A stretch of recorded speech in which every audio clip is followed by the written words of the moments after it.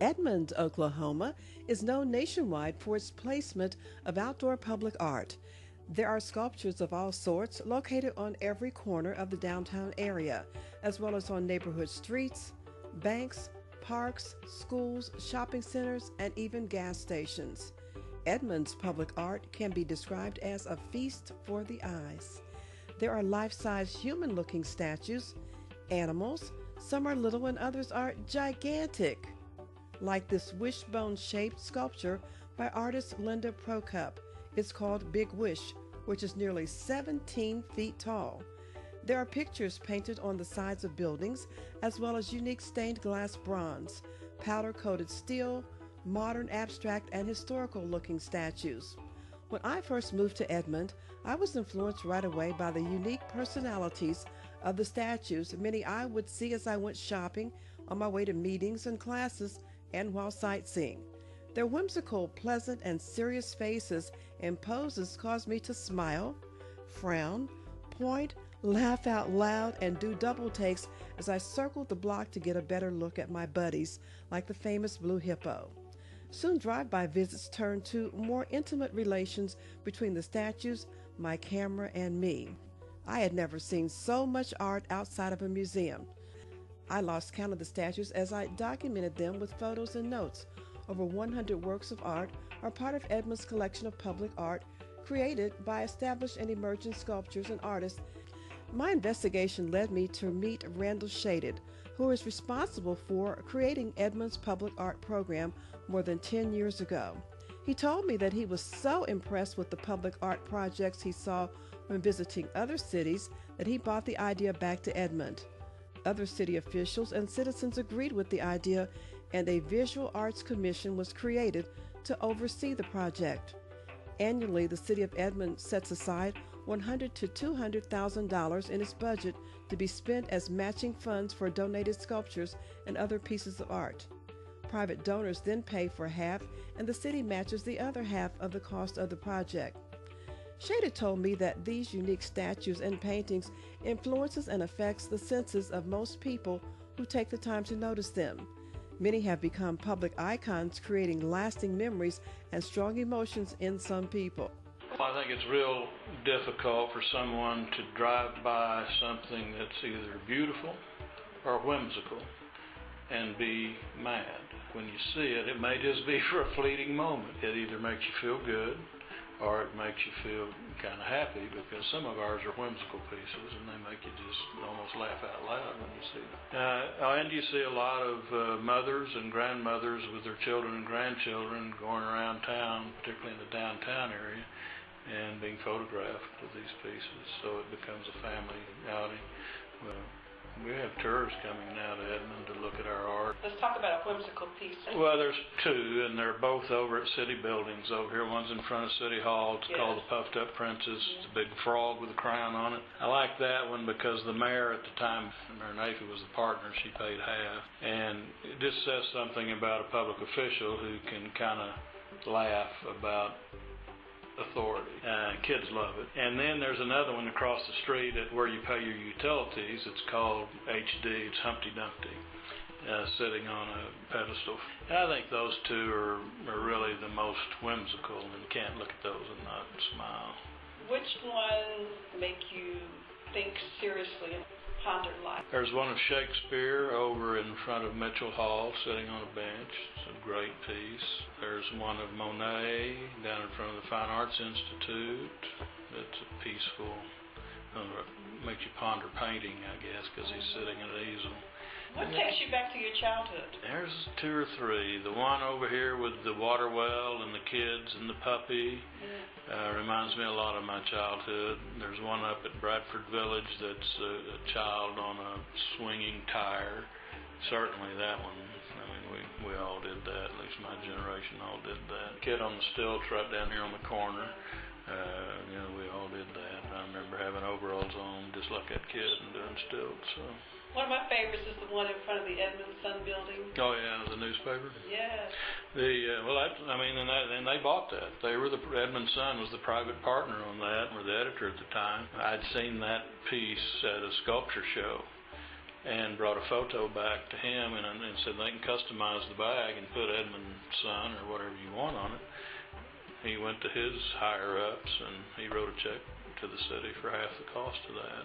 The corner of the city building, there's a woman, and I don't know whether she's Oriental or African. Setting, kind of a turquoise color. Yes, that is beautiful. That's an interesting piece. That's called Endurance, and it's by Shirley Thompson Smith, who's an Oklahoma City sculptor. There's two pieces by her in our collection. The other one, vertical piece, another woman, and hers have. It's interesting.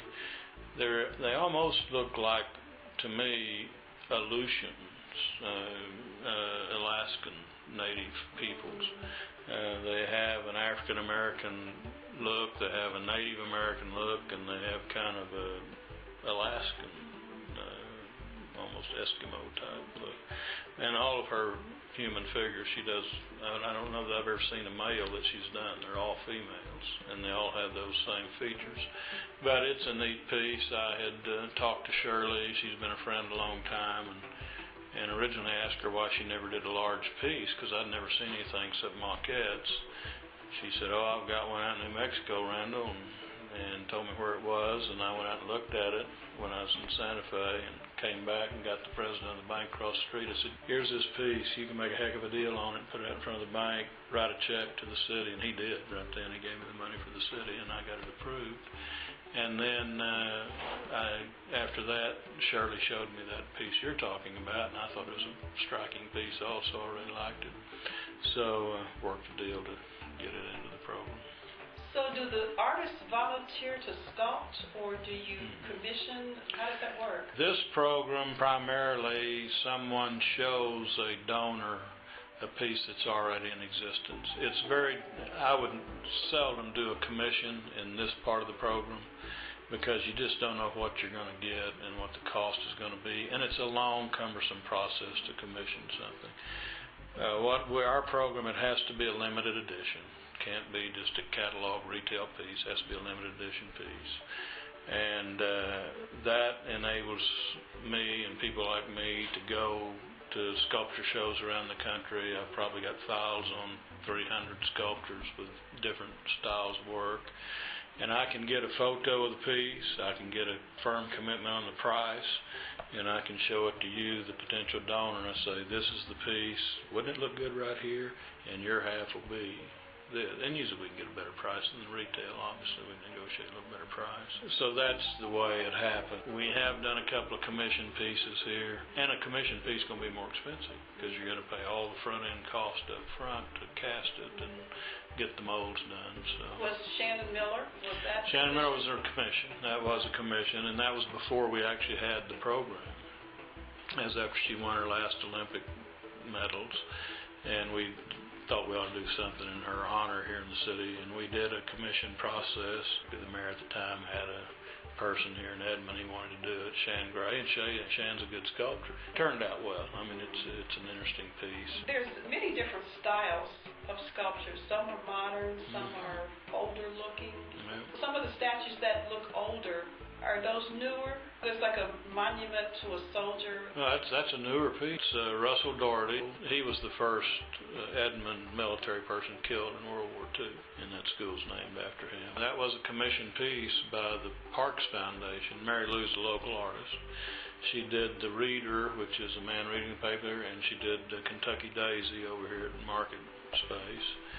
And they hired her to do that, and it's a neat piece, but that piece is, I don't know, 2 or 3 years old. When the program got started, my view was that do things that are family friendly, nobody can find fault with, everyone's going to love. So you get a dog and a kid and a mom on a bench with a kid, you get a kid on stilts, you get a woman holding some birds. No one's really going to find fault with that, and people are going to just gravitate to it. And then, when you do that, and you get your program going, get a few more pieces like that, and, our program been up about a year and a half, and I had people then coming to me saying, "Well, why don't we have some abstract contemporary pieces?" And I said, "Well, because you haven't written the check to pay for it. It's the reason why." And so started then trying to show more of that kind of work to diversify the program. Some of those works, particularly in powder-coated steel, are much less expensive than bronze or stone and steel. And so you'll see several of them up and down the median and boulevard. They're all 10 to 15,000 price. I think some of those are around 10. But the ones that are stainless steel and powder-coated, they're 8 to 10,000. I think I've seen them all now, and then I'll turn a corner and there's one that. It'll surprise you. It'll surprise you. You know, the critical mass is in the downtown area, and this is kind of my thinking now. On Boulevard, I felt like we ought to have one street in town, because our pieces are meant to be pedestrian friendly mainly. You can walk up to them and touch them or whatever. I felt like we ought to have one street that every block had a piece on it, either in the median or on the side, where you could drive and see it, but you're driving at a safe enough speed that you're not just going to whiz by it or rear end somebody. So we started at 5th. There's that Fox at 5th Street and Boulevard by the 501 down in that area. It's actually called Royal Red, but it used to be where the clock is at the middle of 2nd. It was moved, the clock goes in, and the newspaper writes a story, says, "Man, we really do miss our dog." So they'd come to like it after it was in. I love the jazz scene at the Oh jazz yeah, that's a great piece. Yeah, Who did that? Gary Olson from Colorado. Excellent. He did that. He actually did the Boy on the Stilts down here on this corner. And then if you go out to Covell and I-35 to the fire station and training center, he did a big fireman and a child out there at the entry into that building. It's really, really a nice piece. There's a disc golf course where you throw frisbees at Mitch Park, and the young man that founded that died. You know, he's young, 20s, he died. His folks came to me and said, "We want to do something in public art in our son's memory." Well, a friend of mine in Colorado represents the National Sculptor Guild, and I called him up. They had a boy and a dog with a disc in its mouth. I mean, just perfect. So I showed it to them. They wrote the check to the city, and we put it out there. How many art projects are there? Counting some murals that we've done, about 130, I think. Most of those, there's probably 120 sculpture pieces. Where are the murals at? There's one down here on WW Tire on the backside. If you go to Arby's and you look north, the whole wall is a mural. Is that Route 66? Yeah, I think yes, so. I've seen it. There's 2 or 3 in schools, and there's one over, where the old schoolhouse is over here on 2nd Street. Sherry's Drug over there, that's one of our murals also. So there are a few of those around, but the bulk of them, there are a few paintings out at the MAC, and there are a couple of paintings at City Hall, and then most everything else is sculpture piece. Why is the art outside? Some people might say, well, art should be in a building where it won't get damaged by the elements. Yeah. Well, it's outside because it's meant to be accessible to the public. It's a public art program. If you start putting it inside, then number one, that I think would limit. You could not put it inside a private business. In other words, I couldn't have a city-owned piece in my building. It just wouldn't be fair because it's not accessible basically 24 hours a day. And a public program needs to be accessible 24 hours a day, visible 24 hours a day. As a special thank you for bringing the Public Arts Project to Edmond, Oklahoma, Randall Shaded was presented with a 2010 Towering Spirit Award from Keep Oklahoma Beautiful. Shaded is an attorney, as well as the founding member of the Edmond Visual Arts Commission. He also served on the City Council and was the mayor of Edmond from 1991 to 1995. Randall Shaded and his wife Dana share in their love of original art and host showings of their personal art collection in the Shaded Fine Arts Gallery in Edmond. The Shadeds are shown in this professional portrait taken by photographer Randy Taylor. As you continue to enjoy the photos of the Edmond statues, remember, this is just the tip of the iceberg. There are many more statues to see. The Edmond Convention and Visitors Bureau has published a guide entitled Edmond, The Art of Oklahoma. In it you can see some of the statues and their locations. The guide says Edmond is the art of Oklahoma, where world-class sculptures are scattered like jewels throughout the city. For more information about the statues of Edmond, log on to the Edmond Convention and Visitors Bureau website at visitedmondok.com. That's visitedmondok.com. I'm Edna Parrish.